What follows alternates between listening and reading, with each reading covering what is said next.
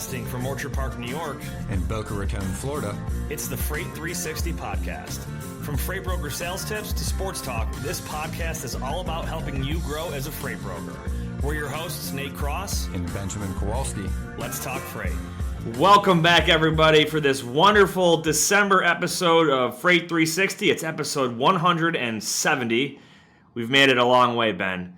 But hey, we've got as promised, our third episode with Doug Nelson of Blue Book Services. We'll re-welcome him back here in just a second. But if you're brand new, you've caught us at a really cool and interesting episode. Make sure to check out all the other episodes we've got in our library, either on iTunes, Spotify, our website, YouTube, wherever you want to consume the content, it's out there. Make sure to keep sharing us with your friends. Leave that review. 5 stars, nothing less, please. 1 star does not help us. Your mother always told you if you don't have something nice to say, don't say anything at all. So leave that 5-star review. But we've got Doug Nelson with Blue Book Services back with us. Doug, how have you been the last month since we had you on before? Not bad at all. How did your college football team finish out there? Go Spartans. Yeah, Spartans didn't go this year. It was the most. I can't remember a season when they looked so good on paper at the beginning and just no magic at all. Didn't even make a bowl. So we'll get them next year. Yeah, well, we're heading into bowl season now. That's always like fun. I love watching all the bowl games. And did you see the Alabama? How Nick Saban was all pissed off because they ended up number 5 and didn't make it to the playoffs, and he was throwing a stink. I saw the interview. Yeah, poor sport. Oh well, go try again next year. Yeah. But I mean, hey, Michigan, your big rival there. I think they finished in the 2 spot, right? So yeah, with Ohio State in there too. So Big Ten representing a little bit. Yeah, it's very true. Very true. In other sports news, Von Miller from the Buffalo Bills is out for the season. Nasty injury. We were hoping to have him back towards the end of the season and before the playoffs. But, hey, he's got a big contract, so we got many years to go with him. Ben, you got anything in the what's new in, golf or, the Live League? Anything cool? Not really. I mean, there hasn't a really weird time of year. Yeah, we're on the upside where I live, it's my time of year. It's gorgeous out here, and I'm actually getting to play golf, but there is not much outside of football in the golf world going on right now. Fair enough. Well, let's give a shout out to our friends over at DAT, and we're going to talk produce. Taking the guesswork out of freight with DAT. The DAT Loadboard Network is the largest on-demand freight marketplace in North America, connecting freight brokers with available capacity on any lane. Grow your business with tools that allow you to find new business partners. Plus, you can quickly qualify and onboard new carriers. With the industry's leading freight rate data, you can make clear and confident pricing decisions.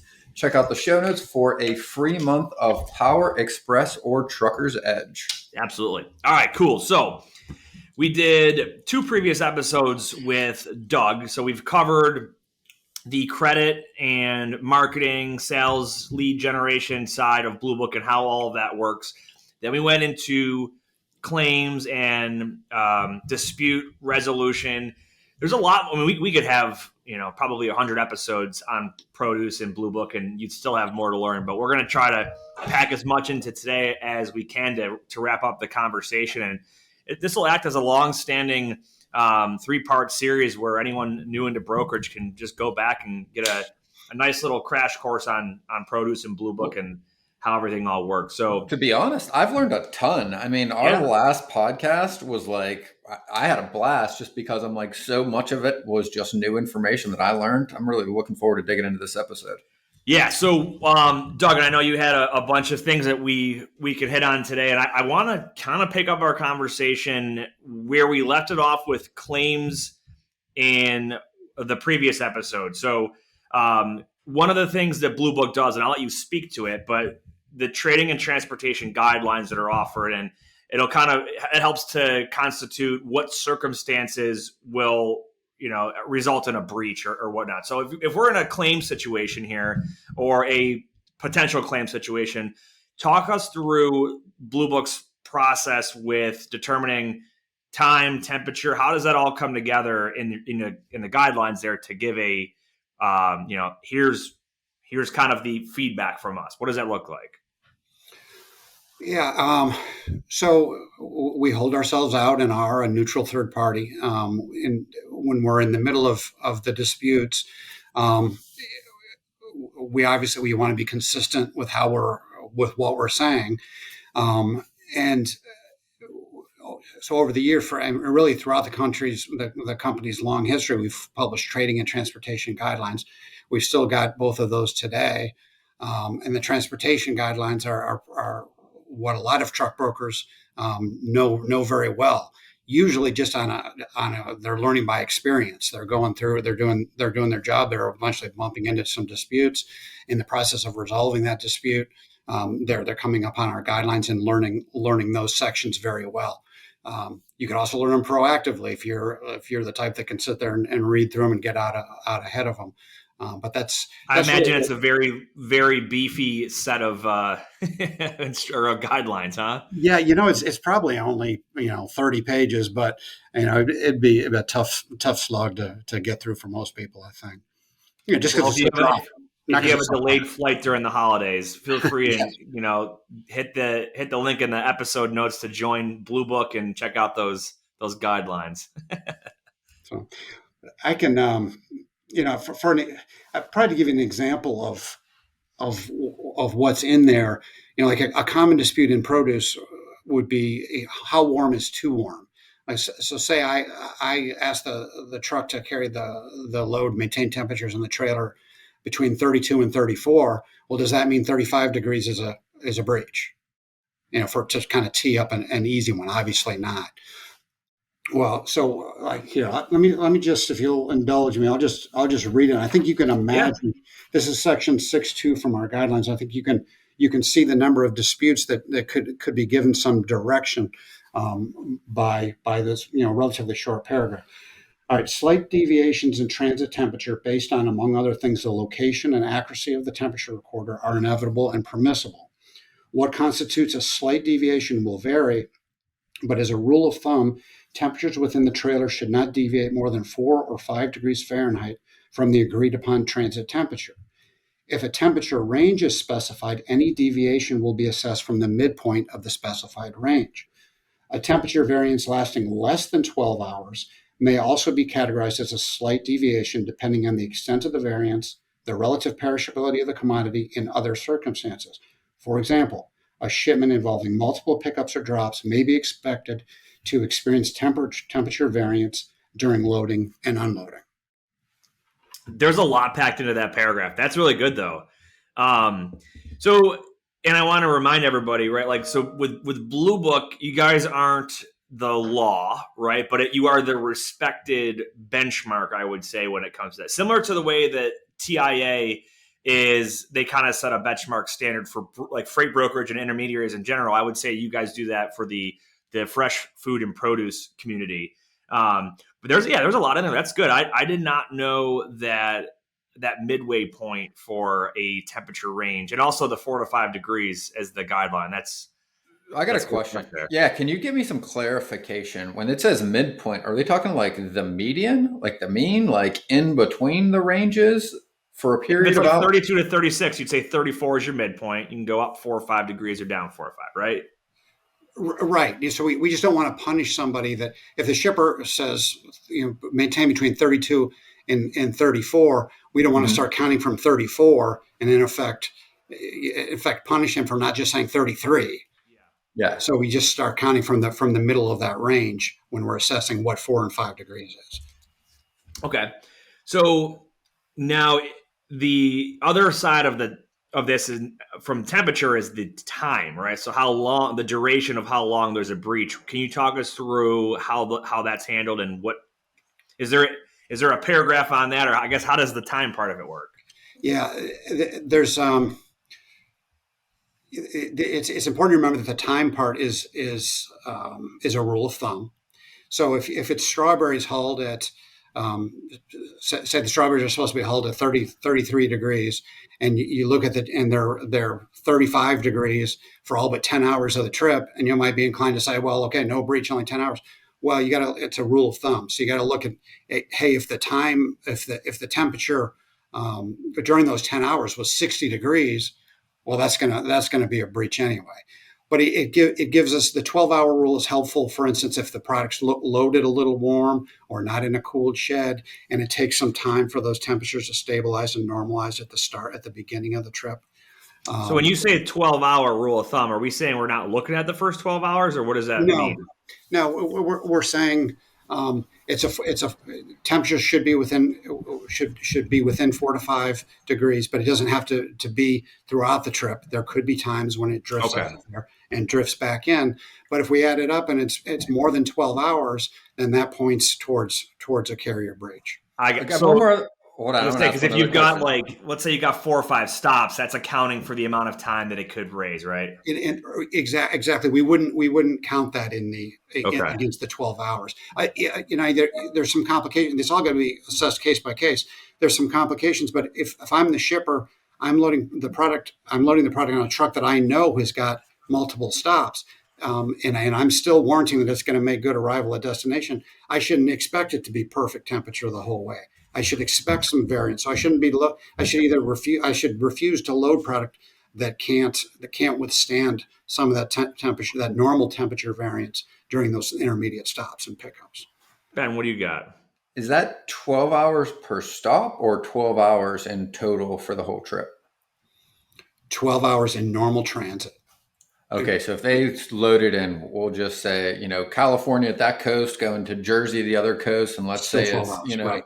4 stops, it's 12 hours in total over that transit, not 12 hours per stop. Like, because in my head, I'm Right. like, okay, well, if you stop and you had to deliver somewhere like where I'm at, where the temperature is obviously much different than where Nate's at, like the normal time to bring that temperature back down shouldn't be that long. But I guess, again, if you've got 3 or 4 stops, does that really play into it much when Yeah. you see it like from a practical standpoint, I guess?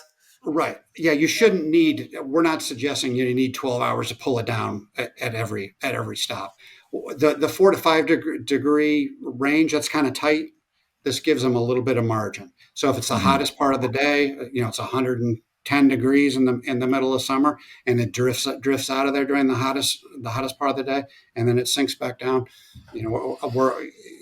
We're allowing the carrier some Mhm. space to not be perfect. I want to make a comment on that too. So I've had novice brokers that when they see the chart from the temp recorder, they're like, it went over the degree. And I'm like, hey.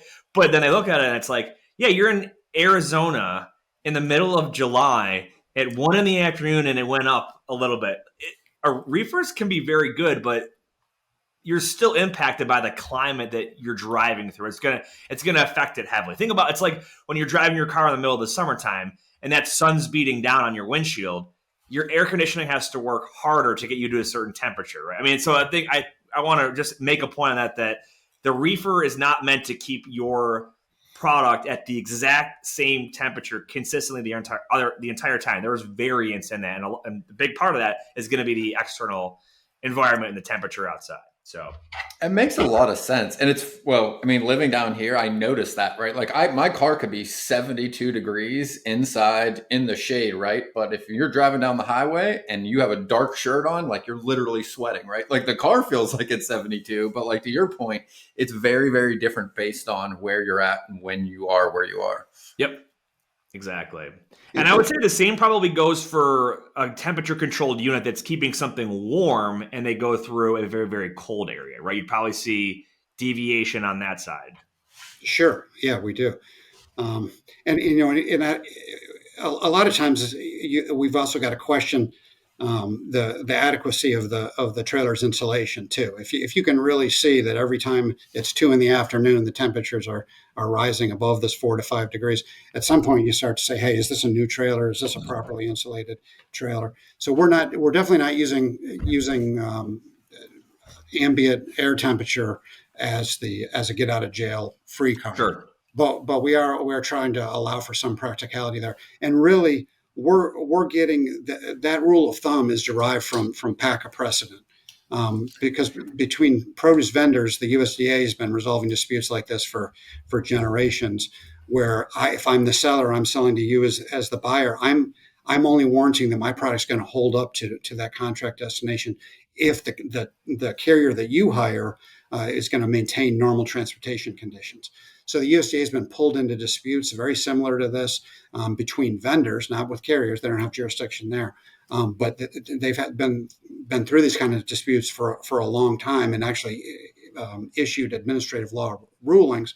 And so that's where we drive the 4 to 5 and the 12-hour rule. And in fact, if you can, those red books behind me, and there's another whole row of them there. That's PACA precedent decision dating back literally to the 30s. And, so your office looks like you're a lawyer and you've got all your books from law school. Yeah. Well, for everyone out there, PACA, I mean, I looked it up when we were talking about this before we jumped on air, but why don't you explain just how long that's been out and what exactly the Perishable Agriculture and Commodities Act is? Sure. Yeah, it was from the 1930s. And it's really to protect the growers to make sure that they get paid all the way up through the supply chain. And part of that statute allowed the USDA to decide disputes between produce vendors. So they don't have to take each other to court. They can take each other to PACA.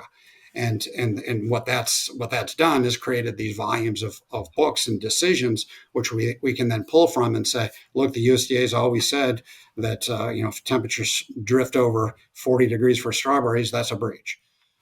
So for laymen out there, this is kind of like its own little like legal system that's just for produce, where disputes get resolved and then they get written into literal volumes that can be referenced later as precedents. Correct. Yeah, it's called administrative law, and you can see that in other areas like state law might have like employment discrimination, and they'll have a whole body of law that's written not by the courts but by the administrative law. And I probably shouldn't even go there, but PACA is the one I'm familiar with, and that's the most relevant here. Nice, very cool. So one of the other things on PACA would be salvage value. So what does PACA say around that, or I guess talk us through if there's let's say a load has part of the produce is, I don't know, it's spoiled or whatnot. So how do we look at establishing salvage value? What happens with it? Talk us through that process. Yeah, similar to what I'm saying with assessing the temp. Now, how warm is too warm in transit? There's a whole issue that the PACA precedent decisions have addressed that are relevant to truck brokers as far as what's the salvage value of defective produce. If the produce is in good condition, well, that's easy. It's a commodity. You can go to the USDA's market news and say it's worth $30 a box or whatever the case may be. But if it's defective, now how do you figure out what the price is or what the value of that is? And PACA precedent is makes it clear how you determine that, and we've taken that and put that into our transportation guidelines.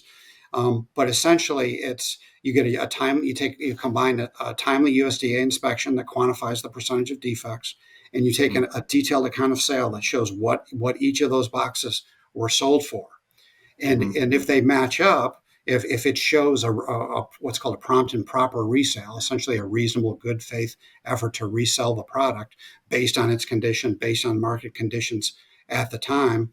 If you've properly accounted for it with this account of sale, then that wholesaler that provided the salvage return is going to get the benefit of the doubt. So that's going to be used to establish that, hey, this product with 20% defects was worth $15 a box. And then you, as the truck broker, if you're taking a claim, if you're putting a claim against the underlying carrier or the underlying carrier's insurance, you can say, look, the salvage was 15 and should have been worth 30. Therefore, I've got a claim for $15 a box. Okay. And I've got documentation to support that. That makes a lot of sense. I have a question, and I don't want to go too far down the timeline, but then who's responsible? I guess does it have to go to the receiver, the person who was originally being delivered to, or can it, or does it sometimes go to somewhere completely different? Like if I'm receiving the product and I'm like, hey, just like in that example, right? Hey, the salvage value is this, but I don't want any of it. Like I don't want any of this in my warehouse because some of it was claimed and I don't want to take the risk. Does that happen? Or is it just a clean, dry, they've got to take it if it's not been claimed by the USDA inspection? Yeah, it's totally up to the receiver. They could receive it under protest. They don't have to say I'm receiving under protest, but that's what we would call it. Receive Mhm. under protest, and then they would have to provide the USDA and the accounting to establish what the value of the defective produce was, or they could reject it and then you as the broker say, okay, truck, instead this load has been rejected. You take it to this area wholesaler who will salvage it, and the area wholesaler then is going to be expected to provide you the USDA if it hasn't already been provided, and the detailed accounting. The danger is that the truck broker just accepts whatever that salvaging wholesaler, whatever return that they provide, and say it's a $1 a box instead of $15 a box. Tries to put that whole claim against the underlying carrier. The underlying carrier says, "Hey, wait a second, these damages aren't proven, and you've already agreed to it. So now you're the one that's stuck for this guy's failure to document damages." So again, and I want to reiterate what you just said. So I go to deliver a load, 25% of it's no good. USDA inspection says, hey, the value should be 15. Originally it was 30. The claim could be $15. Now the receiver says, I'm rejecting it. I don't want any of it. So the broker then sends the truck to a wholesaler locally. Now that wholesaler has the right to say, I'll give you $1, $2 a box for it, because again, they didn't expect it. It just showed up. And then if the broker just says, hey, just take whatever we can get, then the whole claim, the original $30 minus whatever that $1 or $2, so like $28 or $29 becomes the claim value that gets applied against the carrier, correct? Right. And under that, if that's the way it worked, and that's how it would work, that's what would happen. And the carrier, very likely, or the carrier's insurer is going to argue back and say, wait a second, this produce was worth a lot more than $1. How are you establishing it was only worth $1? And the way you do that, the truck broker doesn't have to get in there. This is very important to know. The truck broker doesn't have to get in there and try to sell it to the salvaging wholesaler. The way the salvaging wholesalers will handle it, they'll handle it for your account. So they'll sell it on consignment, essentially, sell it for the best price they can, fully account for it, take a 15% commission, deduct their USDA inspection fees, and then send you the return. And then that becomes the salvage return that you use to calculate your damages. So I mean, they're not, if you, yeah, when the wholesaler receives this pot, they're not like, I didn't ask for this. They're like, well, we make money off of this kind of stuff, so we want it to come in, basically. Correct. Gotcha. And so getting the commission for selling. Oh yeah, that 15%. Is that 15% standardized, or is that just kind of an average? It's negotiable, but that's the customary. Okay, gotcha. So I've had situations where, and the specific commodity was mushroom, where if the mushrooms were rejected, they would just say, hey, we're not going to receive them, take them over and drop them off at the local food bank. How would a situation like that, I know I didn't give you a ton of details on it, but what would something like that look at as far as determining the loss on that? Yeah, I'd be careful with. I mean, taking to food bank is almost like dumping it from the claim perspective. That was the other one I was going to bring up too. Is like, hey, go dump it, right? So, yeah. Let's talk about that. What's cautionary about it, and how would that play through? I would want to get it USDA inspected, even if you're the one calling for it, before you simply donate it. If you're going to donate it, I would want to get the carriers sign off on that. If they agree, yeah, it's got no commercial value, and it's before a long weekend. So essentially, there's no salvage value we're going to obtain here. Let's just donate it.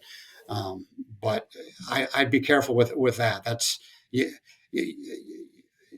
you don't have a USDA and you don't have a detailed account of sale, the truck broker shouldn't be committing to anything, I would say. That's good, wise words right there. So question though, just to play that one all the way through, if that does happen, how does that kind of bite the carrier and the broker in the long run? Because you have no established value for anything that was rejected. So I guess the whole claim then falls on the carrier. Then the carrier is going to come back later and fight with the broker about directing the carrier to not get any salvage value at the end of the day, I'm assuming? Right. Well, the broker in that situation would have the obligation to take reasonable steps to mitigate losses. So you, as the broker, would want to be doing everything you can to say, I took all reasonable steps to mitigate losses here. I called for a USDA. I called everyone in the Detroit area, if that's where it is. Nobody would take it because it was before the long weekend.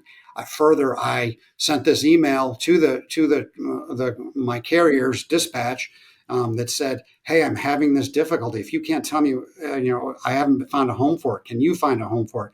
If not, in the next 3 hours, I'm gonna go ahead and send it to a food bank."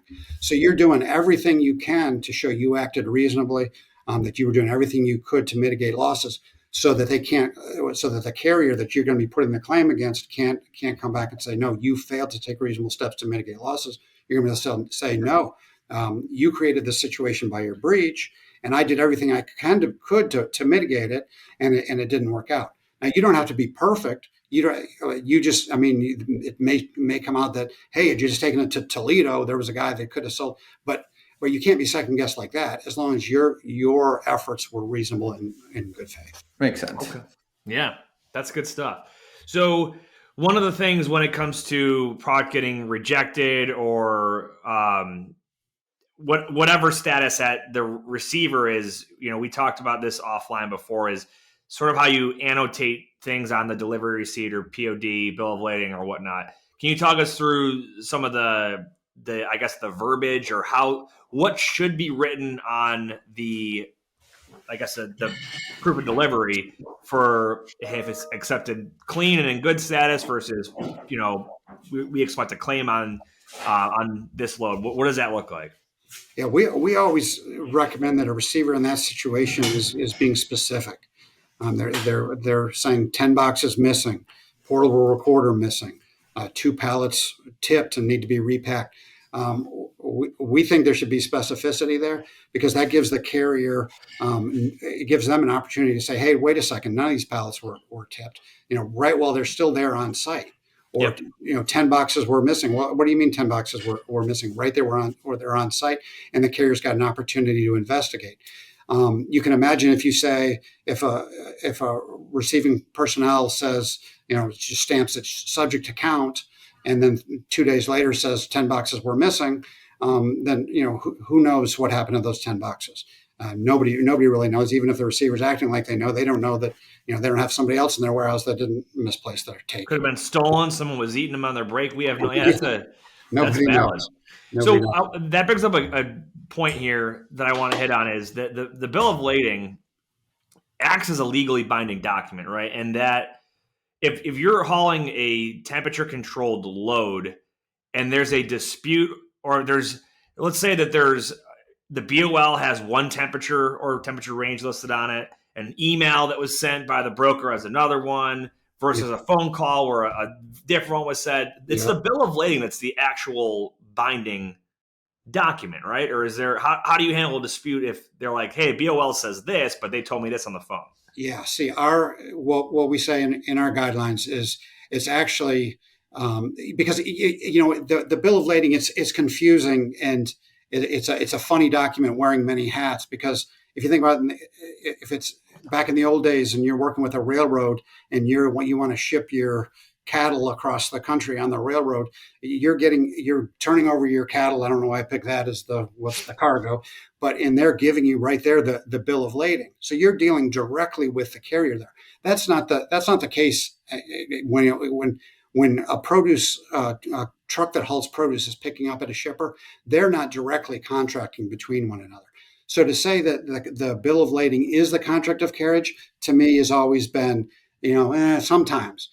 It's definitely legally binding, as a receipt would be. Like, the carrier picked up this many loads at this temperature, if that's what the carrier signed for. But we've actually said in our guidelines that the first step, if let's say the truck broker hires the carrier and says, "Haul this," say it's mixed commodity, so the temperature is kind of questionable, and say the broker says 36, well, then you go to pick up the first commodity and it says he wants it at 32. Well, what do you do now? Well, we've said the party that hired the transportation is the one that first we've said, "Carrier, get on the phone and work this out before you leave." Sure. Leave the Yep. dock. But if that doesn't happen for some reason, it's really the party that hired the carrier. It's their transportation service. They're the ones that would take precedent over the bill of lading. And So in our case, us as the truck broker or the shipper who used us? Well, I mean, let's say the shipper, your customer, not say the word shipper is always confusing for a produce guy because the shipper is the one that my customer. That's, yeah, okay. We'll go with the broker's customer. All right. So the problem is your customer might have, let's say you've got 3 drops, and every bill of lading, one's going to say 32, one's going to say 36, one's going to say 41 if it's a mixed load and it's bell peppers or something like that. So there, it makes a lot of sense for the carrier to look to the party that hired it.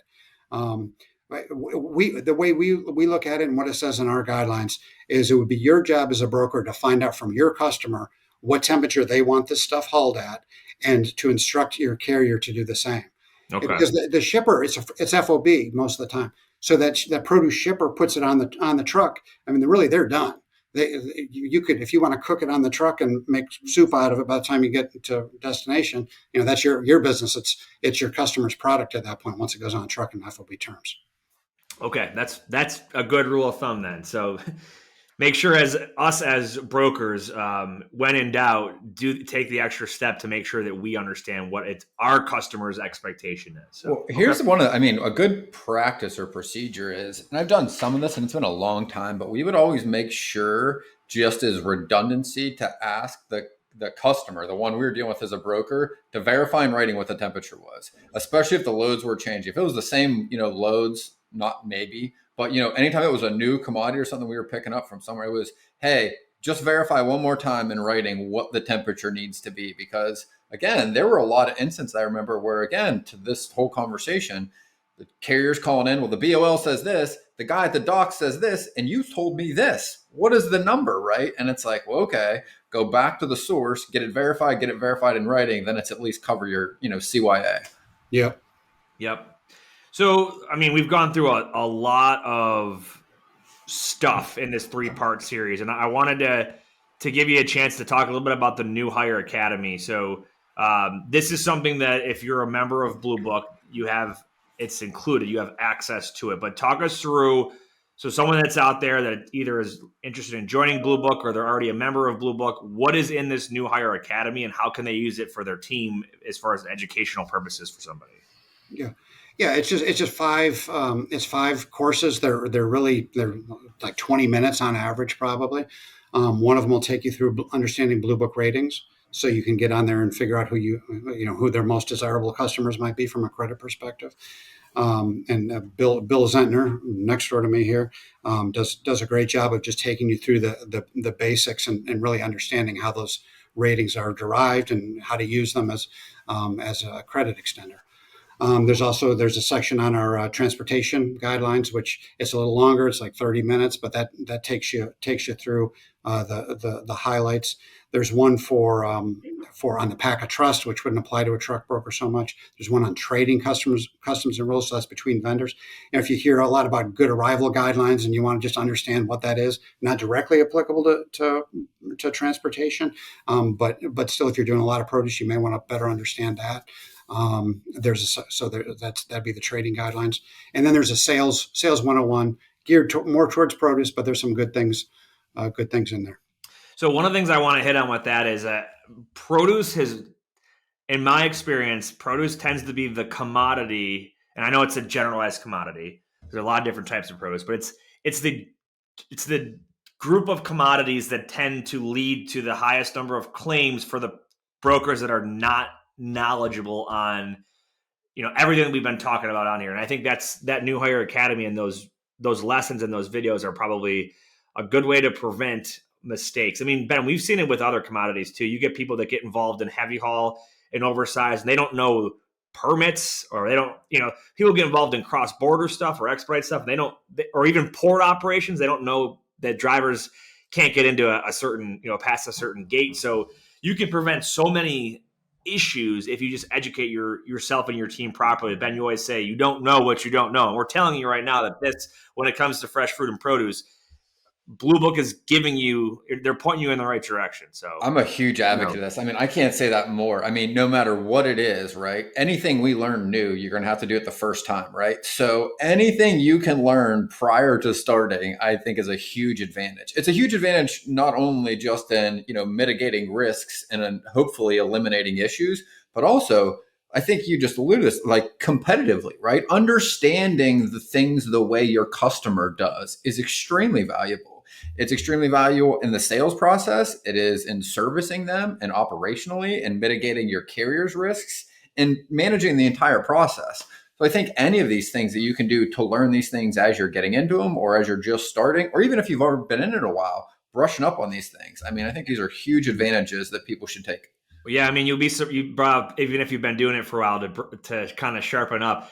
I've seen too many times people were trained and learned to do stuff the wrong way, and they just continue to do it that way. And then we come across them, we're like, no, that's not how you do it. So you don't have to get busted or caught doing it the wrong way to still be doing it the wrong way. One of the most dangerous sayings in all of business is, "We've always done it this way," right? Oh, we've always done it this way, right? Well, good stuff. Well, we got a good Q&A session here, but first, a shout out to our friends over at Lean Solutions Group. Lean is the industry leader in nearshore staffing solutions with offices in South America, including freight broker back office operations, accounting, tech development, business development, marketing, customer service, and many other positions. To learn more about the vast solutions that Lean has to offer your freight brokerage or agency, visit them at www.leangroup.com. All right, so our first question today, speaking of permits and oversize, how do I figure out what permits are needed for illegal loads? And when I use the phrase illegal, it doesn't mean you're not allowed to haul them. It just means that they're not standard to what the Department of Transportation has in place for things like your dimensions of how tall or wide something can be, how heavy in total gross weight or per axle. So if you're going to be going over the standard legal limitations, you have to apply for permits, sometimes escort vehicles, all kinds of stuff with some of this heavy haul. There are services that can do this for you, but I think one of the easiest ways to do this is to talk to a solid carrier that hauls, that they have the equipment to haul what you need hauled. They've done this before. They will be able to tell you through their references and their experience exactly what permits need to happen or what states require what and all that good stuff. Ben, any other source on that you could throw out? And same thing, whether it's, oversized loads or anything out of standard, I revert right to the carriers. I might look for the bigger carriers at first to call them and to just get their thoughts on it, see if they'll run a quote, ask them, what are the things I need to be aware of? What do we need? What do we've got to quote out? And then I usually shop that quote to a bunch of other carriers and then go with one that has, decent service and the lower end of the price. But you got to start somewhere, and going to the people that do this all day long is your best resource. Next question, how do I expand my business beyond just brokerage? So I was thinking about this one when I read it and I added it in here, and I was like, why would you want to add on? Then I thought to myself, trucks, that's probably the one, if you want to, if it makes sense to your business, one way you can probably add value is if you have a customer that has a certain need, like maybe it's drop trailers or they have dedicated regional lanes that you want to commit to, you could always introduce assets to your company. And again, you're not acting as a broker when you have assets. That would be, you're acting as an asset-based carrier at that point. But if you want to expand your company beyond just a licensed freight brokerage, I would say you could do assets or add assets. And some people even do warehousing. They want to have some storage space for cross dock or short-term storage, things like that. Have you had work with anyone, Ben, that has done anything in addition to brokerage, and what kind of stuff would you say to answer this one? I'll use the term brokerage loosely because I've seen truck brokerages expand to what you just said, trailers, chassis. I've seen them expand into warehousing. I've also seen truck brokers or freight brokers expand into NVOCC, non-vessel owned and common carrier, to do overseas freight, international. And I've also worked with some of our clients that have gone on to do international air as indirect air carriers and things. So they have, and I had this conversation with someone yesterday, and somebody asked what my thoughts were. And I said, look, to be honest, like there's so much, I guess, potential in the truck side that I feel like you need a very, very good reason to want to add the other services, because you're going to have to learn everything you need to learn about this. And there are so many nuances that are different in each of those modes, that to go and build out the infrastructure and then to go get the customers, it's just a whole lot of lift to get you, because the margins aren't that different than they are in truck, right? Yeah, they're overseas. You got some bigger numbers, whether you're, air or ocean. But at the end of the day, if there's not a really good reason to do it, I would stick with what you're good at, right? The other old saying is, right, like if you're going to be good, be very deep and very narrow in what you're good at, not super wide and super shallow. I agree. Freight forwarding is another one too. I had a guy that he basically had an agency as a freight broker and as a freight forwarder with a different company. And it actually worked very well for his customers, domestic and international business. So last question. How can I report a double broker?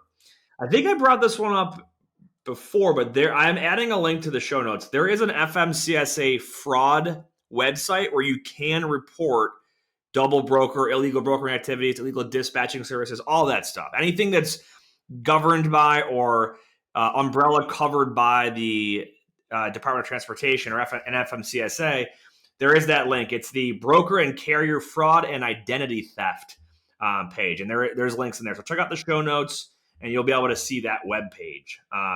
But if I remember correctly, my stats when I went to DC a couple months ago and we talked to Congress, 80,000 year-to-date reports as of September, and 0 were investigated, I think was the number I got. So good. I mean, the website's there. I don't know what you can do with it. I will add, think about all these third-party vetting tools that you use for vetting carriers. Whether it's like your My Carrier Packets, Sure Assist, RMIS, Highway, any of these vetting and onboarding sites for carriers typically have their own vetting or reporting comment section type of stuff for carriers, and check those out. Like DAT, you can leave a review and it'll show up on the carrier in the carrier directory, as well as if you just look at a carrier on a posting, you'll get like their how many stars out of 5 are they rated, and you can click on it and go see the reviews. But that's what I would do.